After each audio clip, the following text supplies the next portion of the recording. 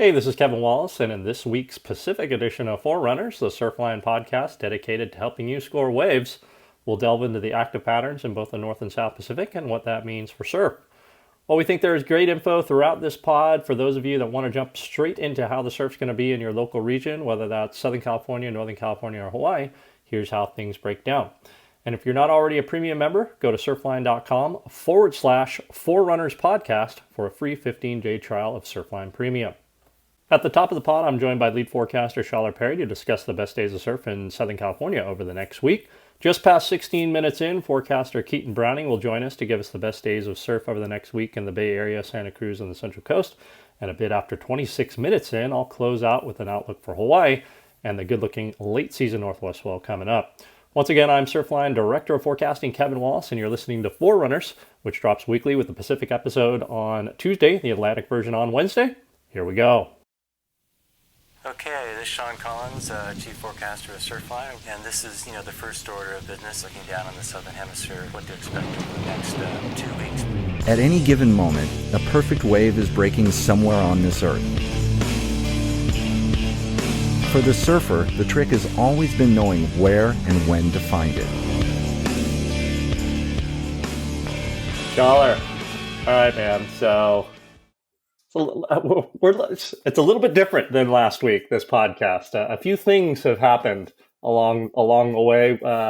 We'll mention that we are podcasting remotely. We are normally in our Huntington Beach office, our Huntington Beach headquarters, just located on the south side of the pier, and we've got a studio there, which is really pretty nice. We've got nice, good, quality mics, and Sean and I can be in the studio at the same time to chat surf.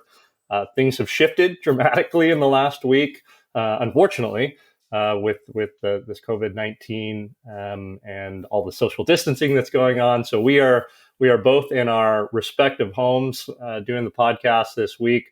I will warn you, you could get a special guest appearance by either Axel or Koa, who are Schaler and my sons respectively, and maybe, hey, who knows? Maybe even Brasky and Sky could jump in there. Our dogs. We'll see. If anything gets delivered, you are definitely going to hear my dog.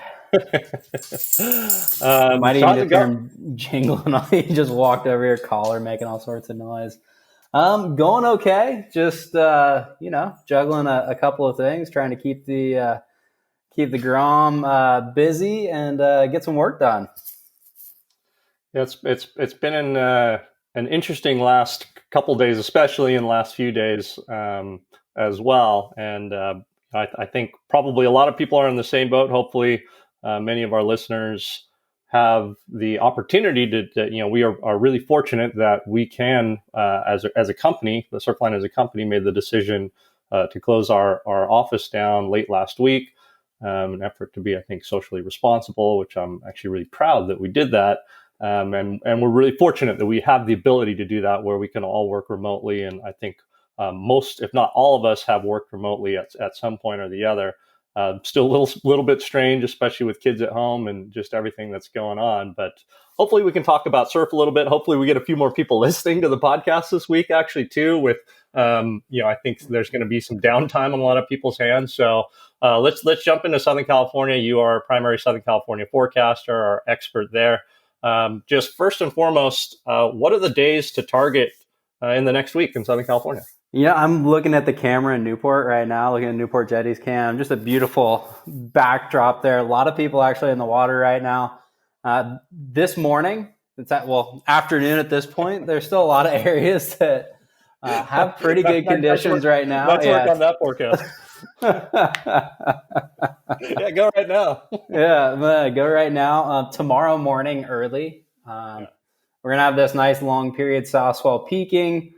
Winds look pretty good first thing in the morning. I will say winds and conditions will deteriorate pretty quickly through the mid to late morning. We're going to see winds trend on shore. So if you're looking to get a wave tomorrow, the morning is the window. Thursday, we're going to have another area of low pressure move through Southern California. Winds conditions largely an issue, but as we've seen the last really couple of weeks when we've been in this very active pattern, even when these storm systems have been moving through, they've been moving through primarily just to our south. So there's been a lot of windows of favorable conditions. So again, on Thursday, conditions don't look great overall, but there'll probably be a couple of windows to sneak out and get a wave or two. As we move into Friday, Saturday, our long period south swell is going to trend down. But again, conditions look pretty favorable. So reinforcing southern hemisphere swell this weekend, and that tops out as we move into early next week. But as we move into early next week, conditions get dicey again. Looks like we're going to have another storm system dropping down along the west coast. So conditions as we move Monday into Tuesday are really going to depend on the progress of that approaching storm. Cool. And I've got a couple follow-up questions, if you can believe that. No. Yeah. So first and foremost, we did get a little bit of rain last night. Not a ton here. We're in North Orange County. My rain gauge said we got about a quarter of an inch over the past 24 hours, but still enough to be enough for where we're going to see some runoff. What's the deal? Should people stay out of the water? What do we advise people to do, generally speaking? Health officials advise that you avoid ocean water contact for up to 72 hours following a significant rain event. So that would definitely fall in there. That's especially near areas where you're going to see the most runoff. You have drain pipes, river mouths, harbor entrances. Those areas you're going to see the most impact. So again, it's obviously a personal call there, but health officials do suggest that you give it 72 hours following a rain event. And with everything else going on, probably not a bad idea to really heed that warning too, to keep ourselves as healthy as possible, I would think. Absolutely.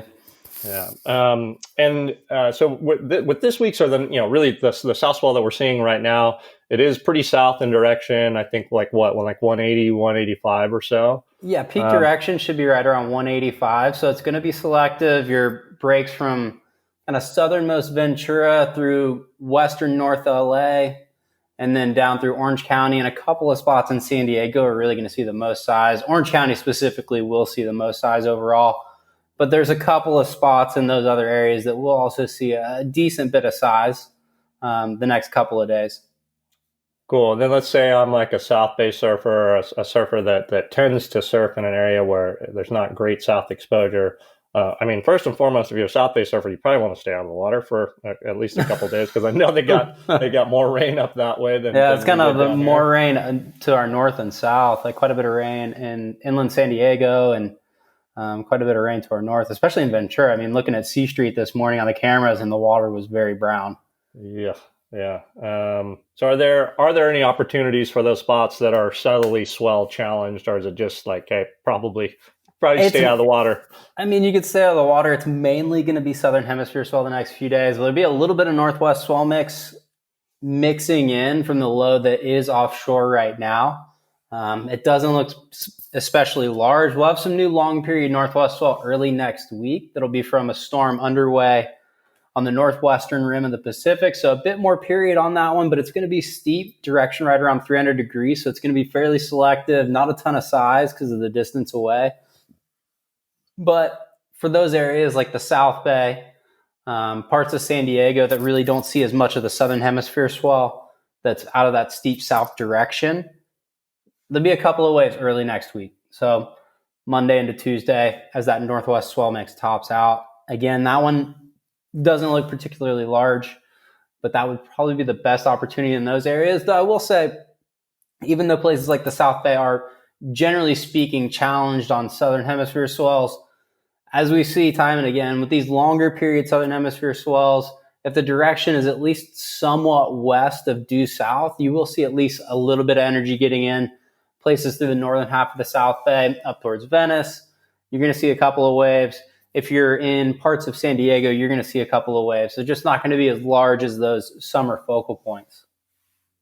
Cool. And you mentioned that northwest swell for early next week. I'll be jumping into the Hawaii forecast a little bit later in this podcast, and that certainly is the best looking swell for the Hawaiian Islands in the next few, really at least the next week, if not next couple weeks. It looks like a great swell for the everyman for Hawaii. It's like going to be a pretty strong storm system. It'll be a hurricane force low, should be developing today, so not too shabby, but for us, it's just the distance away. It's so far away. It's completely on the other side of the basin. I mean, see decent size out of a northwest swell, you really want a storm system that passes Hawaii and moves over into the eastern North Pacific, and this thing won't even make it to the date line, looks like. So Yeah, then on top of that, for SoCal, it's what, like 295, 300 plus degrees, something like that too, right? Peak direction, 300 degrees. Deep water swell will probably be in the 5 to 6 feet range. So you see such a fraction of that for most of Southern California. There's a couple of areas that'll be kind of fun.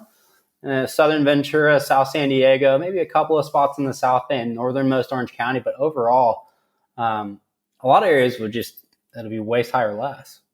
Yeah. So when we refer to degrees, for those that are new to the podcast or are new to Surfline, we'll refer to the incoming direction of these swells. So we kind of use degrees and direction interchangeably. Like, a lot of times we'll say west northwest. Sometimes we'll say 295 to 300 degrees, and there are certain areas where just a matter of a few degrees can make a huge difference in surf. Southern California is one of those when we're talking about winter swells. Once we start to get north of 300 degrees, again, that's the incoming direction, meaning it's coming from the northwest. It really tends to shut things down. You get blockage from Point Conception. You get some blockage from the Channel Islands that are offshore. So even though, we might have a deep water swell size, as Schaler mentioned, of 5 to 6 feet outside the Channel Islands, you just get a fraction of that size. So even best spots on this new swell are, like going to be shoulder high or so, maybe a little bit better. Yeah, exactly. It's so funny. You talk about the deep water swell sizes and what you need on a typical, during the winter, our typical longer period northwest swells are going to be 209 degrees and above. So they're going to be relatively steep in direction. And we have all these swells throughout the winter that are 5 to 6 feet of deep water swell. If that was a south swell from 195 degrees, which would show pretty much across most of Southern California, it would be absolutely pumping. Yeah, it would be, spots like, like a lowers. That's when it actually would be too much. Too big. Yeah, it'd be too much size for lowers. Newport would be hectic from pretty much the river mouth through HB would be solid double overhead. One long closeout. Yeah, pretty much. It'd be closing out from 56 to the cliffs. Yeah, because that's basically, if we get 5 to 6 feet of deep water swell in the Southern Hemisphere swell, that's basically pegs at like most years that's going to be the biggest Southern Hemisphere of the year, Southern Hemisphere swell of the year. That might be once in every 3 to 5 year event, maybe. More than that. I think you'd be infringing on. I think the deep water swell for the U.S. Open event was like 6 at 18 or something. Correct me if I'm wrong. Like 6 to 7 at 18. I think it was bigger. We'll look it up for next week. I think I want to say that was over 7 feet, actually. I want to say it was like 7 to 8, maybe. I don't know. I think it was in the 6 to 7 feet. That was on the boot. We'll see. We'll have to look at the archive. We gotta remember this for next week. I'm trying to pull it up right now. All right, I'll filibuster. You pull it up right now. The other one obviously was Hurricane Marie. That's, I think, still pretty fresh in a lot of people's minds, or I hope it is going to be fresh in my mind for the rest of my life, I think. But that was. It's a little bit different. hurricane swells tend to be shorter period. That one, I think Hurricane Marie swell peaked at around 14 seconds or so. And I'm going to make you look up another one. But, that one, I think Marie was up above 8 to 9 feet of deep water swell. Yeah, it was substantially larger, but the period was much shorter. I think it was 14 to 15 second peak period. There was a lot more energy, I think we can agree, than the models would have said in the long periods. But it was... Yeah, that was a significant event.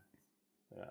And, the big reason that you see so much more size off of, a 5 to 6 foot Southern Hemisphere swell versus a 5 to 6 foot Northwest swell out of the, 300 degrees or whatever, is you just don't have nearly the shadowing issues that you do on those Northwest swells.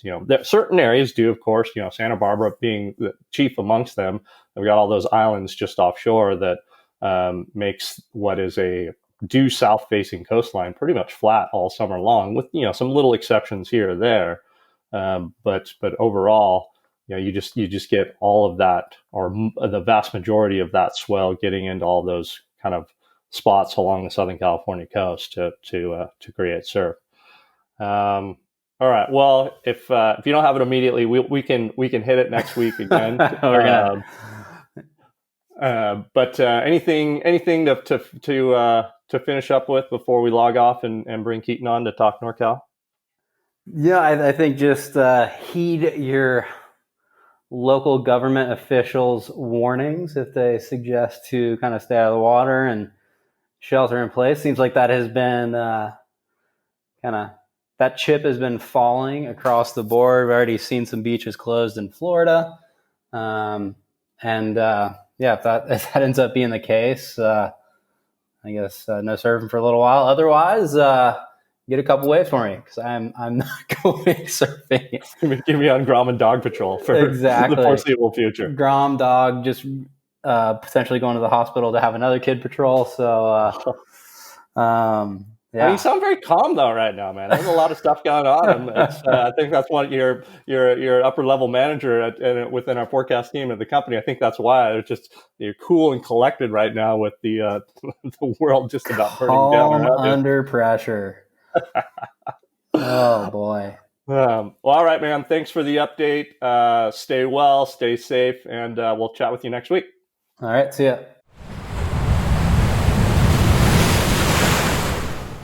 We are joined now by Keaton Browning, the Grom, who is our primary Northern California forecaster.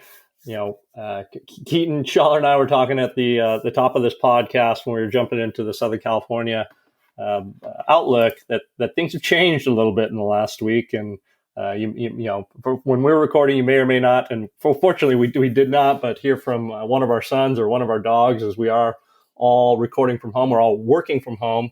As we mentioned at the top of the podcast. So how you doing? What's going on and what's new, man? I haven't seen you in the office in a few days now. Yeah, no, quite a bit of change going on that we're all dealing with right now. It's just not a couple people, it's everyone. So definitely something to get used to for the moment at least. But for me personally, it's no huge change, I guess, with my day-to-day. Working from home isn't a non-normal thing. This, definitely done that through my career at times. So, I got to go sample a few waves out front in Huntington Beach this morning, and there's definitely a lot less people walking around and even surfing. So that's kind of weird to see. But for the most part, I'm kind of like everyone else, just waiting to see what happens next. For sure. How was the surf this morning? Fun?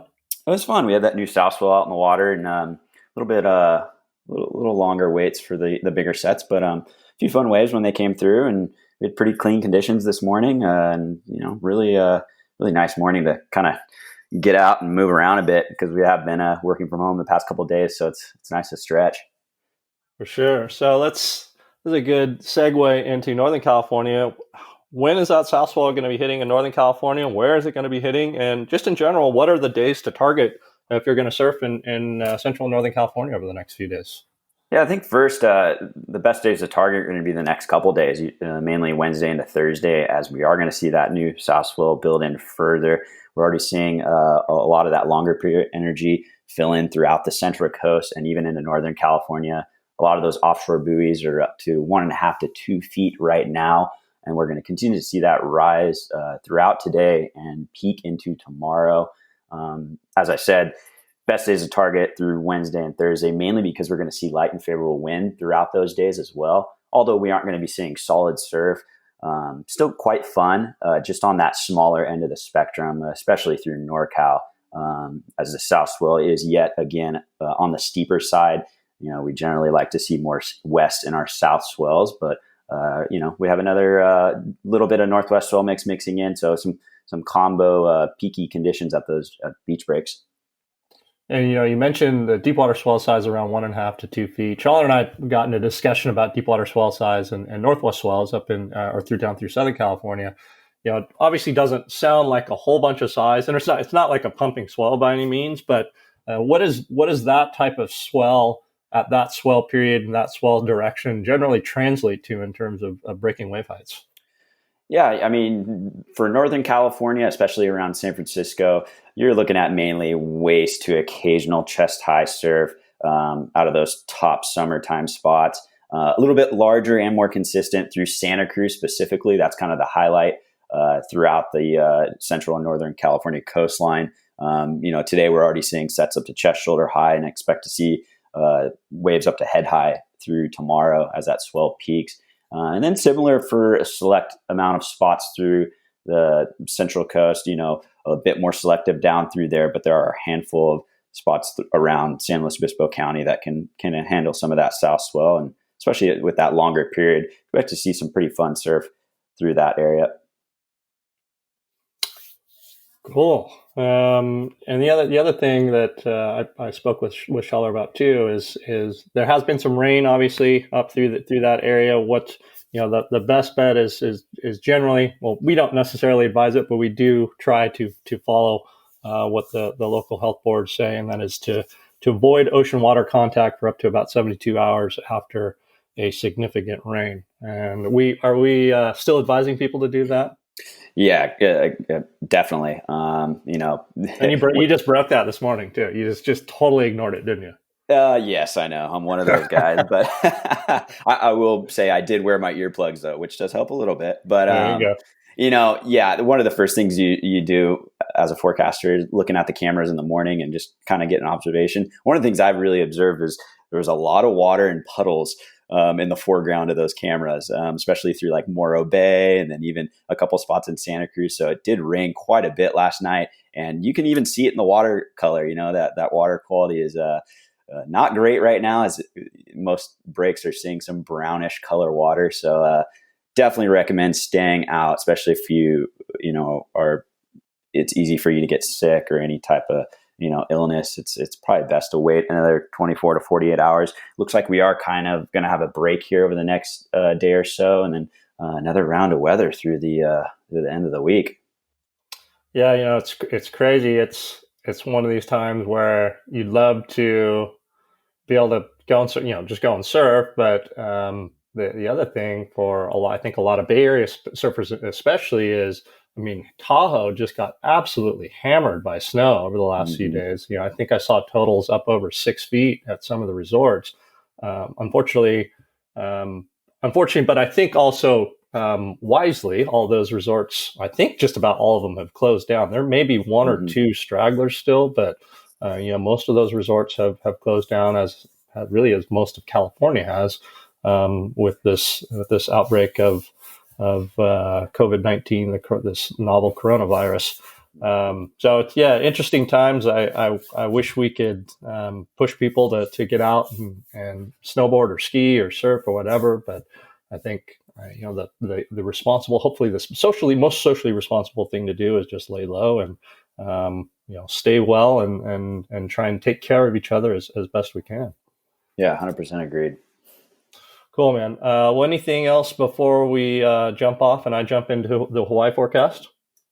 No, the one interesting thing that we have in the North Pacific right now is there is a storm that is currently developing around the northwestern rim of the Pacific. And, that's actually going to send a better and longer period west-northwest and northwest swell through the later part of the weekend. And as of now, we do have an active pattern along the California coastline, and winds and conditions are a bit of a wild card at this point, but there's a good chance we could see a nice little pop in some late season North Pacific swell.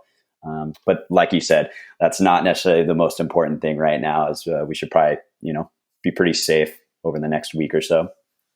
Yeah, and I'm going to get into that for Hawaii for sure. That looks like the best swell of the next 10 days by far for Hawaii, and pretty decently strong late season swell or late season storm and resulting swell. I think the only issues, like you mentioned, would be maybe you got to watch the conditions for next week, and the other thing too is probably going to be pretty lully. That thing does stay a long way away. I think never really gets past the international date line, which is about 3,000 miles away. I think something like that. So probably almost feel like a bit of a southern hemisphere swell, where it have a slower build, kind of a longer peak, and then kind of a slow taper off. Some most likely pretty lully on the sets, but should be pretty decent size when they roll through. What are you thinking for size right now for, say, like Bay Area, Ocean Beach, and then like the south facing spots like Santa Cruz? Yeah, right now, the one thing to note too is it does look like Lola, the timing is behind a little bit. So we should see that build through the day on Saturday and peak into Sunday. And anywhere from 4.5 to 5, maybe a little bit bigger on deep water swell. So that can translate anywhere from, head high to overhead surf to even well overhead to double overhead through standouts like Ocean Beach, San Francisco. So definitely something to watch over the next 24 hours and try to get some, data via satellite and really refine those details to the next couple of days here.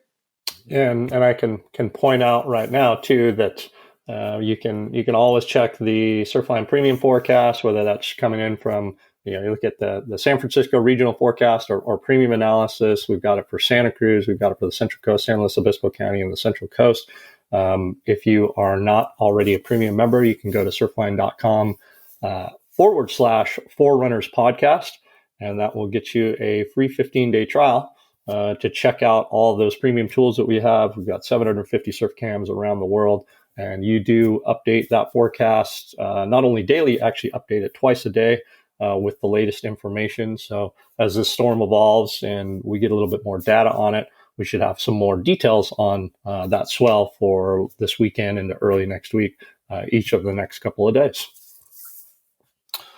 All right, buddy. Well, good talking to you, and not sure when I'm going to see you next time, but stay safe, and we'll talk to you, at least talk to you again early next week for the pod. Sounds good, Kevin. Have a good day. Yeah, see you, mate. See you.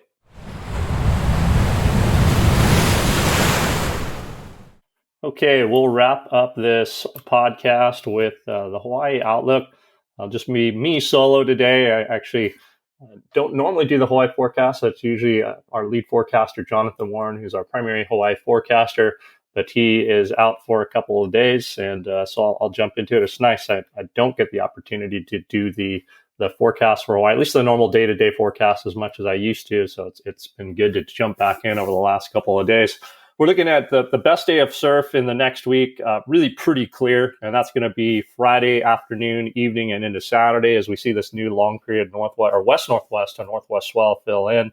For the western end of the chain, say Kauai and Oahu, should see a peak kind of late Friday and possibly into early Saturday for Oahu. For Maui, it would be like late Friday and Saturday, and the Big Island primarily going to be Saturday before easing Sunday. And for the Big Island, there's enough west in the swell that should get into the Kona coast and really be pretty fun. At this point, it looks like the Surfline model may be slightly behind on the timing of the swell. So the spot forecast that you see, the regional dashboards, looks like it's just a little bit late on this swell. Right now showing a peak primarily on Saturday. So for say like the North Shore, and that, maybe shift that back around between 6 and 12 hours right now. As it does peak, it looks like overhead to double overhead surf is likely for those well-exposed spots, the standout spots. Potentially even larger than that, especially for like Kauai and the North Shore of Oahu, maybe potentially pushing up to 15-foot faces at some of those standout spots. The good news is we've got good, excellent wind lining up for the end of the weekend this weekend. You got moderate east-southeasterly trades trending more easterly on Saturday. And then still fun surf on Sunday, but generally fading across the board. And looks like winds may be trending a little bit more east-northeast too. So not horrible, but surf is on the way down. Wind doesn't look quite as good either. And overall, we are, that storm is really just deepening now, or has been over the last 12 to 24 hours, and we will be able to gather more intel on it in the next couple of days. So, as always, you can stay tuned to the Surfline Premium analysis and regional forecasts for the exact details in your local area.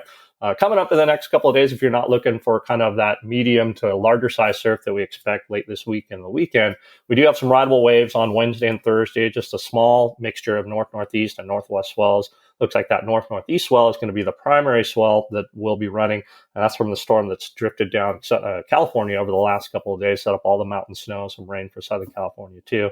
Not a whole bunch out of it, but looks like favorable wind, breezier east-southeast flow for the next couple of days. Waist shoulder high at those exposed spots. Maybe a little bit smaller than that for the North Shore of Oahu. Those north-northeast swells have a tough time getting in around the corner, but some of the more exposed spots like northern Kauai and northern Maui should see a little bit more size, maybe up to around head high or so. Heavy rain still possible, but gradually lessening through the week. We're especially the western end of the island chain, Kauai and Oahu, under flash flood advisories today with some thunderstorms. We're taping this at about it's about 11 o'clock a.m. on Tuesday, Hawaiian local time, or excuse me, 10 o'clock after the time change. And was when I was looking at the radar earlier, saw some really heavy showers developing for Oahu. So, don't be surprised to see some brown water advisories too over the next day or two with all of this heavy rain. The good news is that rain should gradually be tapering off through the second half of the week. And this is all a result, this kind of this gusty east-southeast to southeast wind, this heavy rain, all a result of this fairly potent Kona low that's to the west of the islands right now. But just to recap, rideable in the next couple of days, but much better, just generally much bigger surf as we head into the end of the week and into the weekend. Really, that looks like the best northwest swell of at least the next 7 to 10 days and probably longer than that.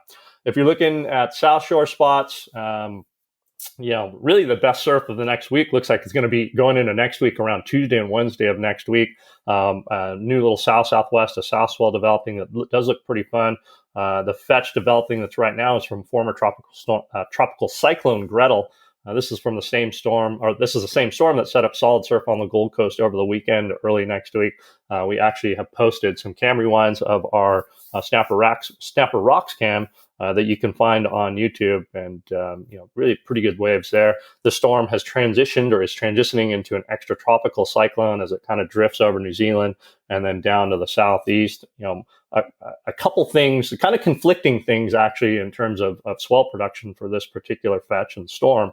The thing that we really like is when we see these former tropical cyclones transition into extratropical lows, they're often stronger than model guidance forecasts. Meaning, if the model is showing, hey, winds in the storm are supposed to be 40 knots, a lot of times we'll see winds that are 5 to 10 knots stronger. So that helps, that enhances the surf typically.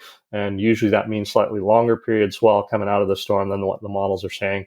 The not so good news, the thing that may even this out, is it does look like the storm is going to be diving down to the southeast, which is just generally away from Hawaii. So we've got a good thing and we've got a not so good thing. So the likeliest result from this storm in terms of strength and the way it's moving is just some fun size south-southwest to south swell Tuesday and Wednesday of next week. Based on model guidance right now, we'd be thinking the chest to head high range. Does look like winds would be pretty favorable for southern shores too, going back to the easterly to maybe even east-northeasterly trades. And we also have some small but rideable pulses kind of later this week and weekend. So the hemisphere swells, nothing much but waist high-ish at the better breaks.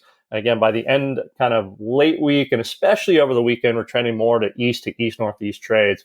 So again, just more favorable conditions than what we saw yesterday, what we're seeing so far today. Right now, especially at the western end of the island chain, we're seeing more like southeasterly to south-southeasterly winds. So there's actually pretty potent southerly wind swell that's running right now too, and there's some size.